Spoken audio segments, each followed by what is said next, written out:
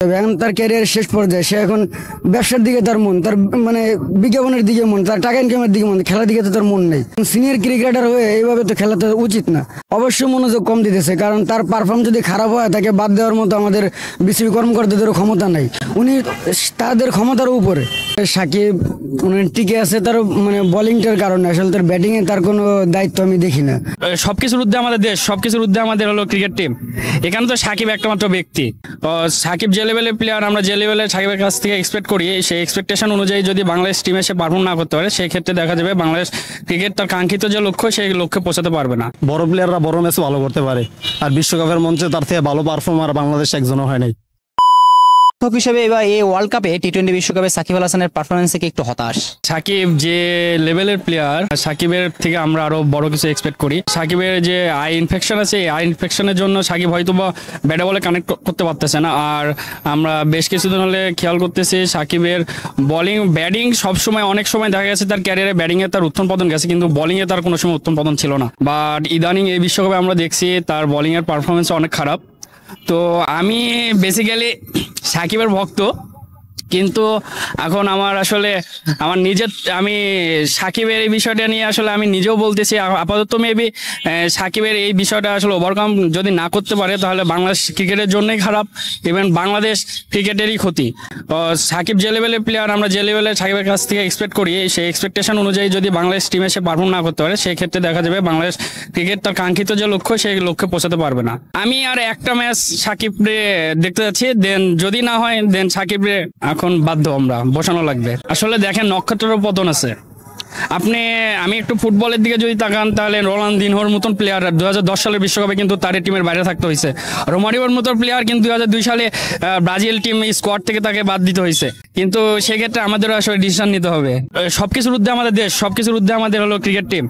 এখানে তো সাকিব একটা মাত্র ব্যক্তি। সাকিবের যদি ইনজুরি থাকে, আমরা যতটুকু বুঝতে পারতেছি সেই ইনজুরি নিয়ে খেলতেছে। এখন হয়তোবা সেটা হাইড করার ট্রাই করতেছে। এখন আসলে তার ইনজুরি কি লেভেলে আছে, কোন পর্যায়ে আছে, এটা আসলে আমরা দূরে থেকে তো বলতে পারবো না। এটা আসলে টিম ম্যানেজমেন্ট জানে, ইভেন বিসিবি চিকিৎসক জানে। ওর মতো একজন কিংবদন্তি প্লেয়ার এই মুহূর্তে বিশ্বকাপের মঞ্চে ভালো খেলা উচিত, কিন্তু সময়টা তার সাথে যাইতেছে না। সব মিলিয়ে তার চোখেও সামথিং প্রবলেম আছে। মেডিকেল রিপোর্টে নাই, তার কাছেও নাই, বিসিবির কাছেও নাই, কিন্তু কিছু একটা সমস্যা হইতেছে। লাস্ট 4-5টা ম্যাচ ছাড়া বাকি ম্যাচগুলো কিন্তু ভালো করছিল। তার থেকে তো প্রত্যাশা অনেক বড়। বড় প্লেয়াররা বড় ম্যাচ ভালো করতে পারে, আর বিশ্বকাপের মঞ্চে তার থেকে ভালো পারফর্মার বাংলাদেশ একজনও হয় নাই। 2-1টা ম্যাচ খারাপ গেছে, হয়তোবা ইদানিং খারাপ করতেছে। তার থেকে বোলিংটা তো আমরা পাইতেছি ইদানিং না, আগে থেকে উনি প্র্যাকটিসে মনোযোগ কম, হয়তোবা 2-4টা সেশন প্র্যাকটিস করলে ওনার হয়ে যায়, এখন হইতাছে না। সাকিব টিকে আছে তার মানে বোলিংটার কারণে, আসলে তার ব্যাটিংয়ে তার কোনো দায়িত্ব আমি দেখি না। আর সবচেয়ে বড় কথা, লাস্টে যে খেলাটা দেখলাম, সম্ভবত আর্নিক নোকিয়ার বলে যে পুল শটটা খেলতে গেল, সেখানে রান রেট লাগে 5 করে, তার তো পুল শট খেলার কোনো প্রশ্নই ওঠে না। সে আসেই মানে ওটা পুল শট খেলতে গেল, আউট হয়ে গেল। আমাদের তো বুঝতে হবে আমাদের সামর্থ্য কতটুকু, আমাদের মার্সেল পাওয়ার কতটুকু, আমাদের মানে যোগ্যতা কতটুকু, সেটা তো বুঝতে হবে। আমি যদি চাই যে নোকিয়ার মধ্যে একজন আন্তর্জাতিক মানের বলারে যে আমি পুল শট মেরে উড়ে 6 মারবো, যেখানে আমার রান লাগে 5 করে, সেখানে তোমার 1 বলে 6 নেওয়ার প্রয়োজন নেই। তো আমার তো লিগালি সিঙ্গেল খেললে আমার ম্যাচটা বের হয়ে যাচ্ছে। সিনিয়র ক্রিকেটার হয়ে এইভাবে তো খেলা তো উচিত না, এবং সে যে কর্মকাণ্ডগুলো করে তার সে স্পোর্টসম্যানশিপ হিসেবে তার সাথে যায় না। সে বিভিন্ন ধরনের মানে অকারেন্স করতেছে, এটা আপনারাও জানেন, সাধারণ পাবলিকরাও জানে। এখন তার ক্যারিয়ারের শেষ পর্যায়ে সে এখন ব্যবসার দিকে তার মন, তার মানে বিজ্ঞাপনের দিকে মন, তার টাকা ইনকামের দিকে মন, খেলার দিকে তো তার মন নেই। তো সে খেলবে কিভাবে? একজন খেলোয়াড় হিসেবে তার খেলার দিকেই মন থাকতে হবে, দেশকে রিপ্রেজেন্ট করতে হবে।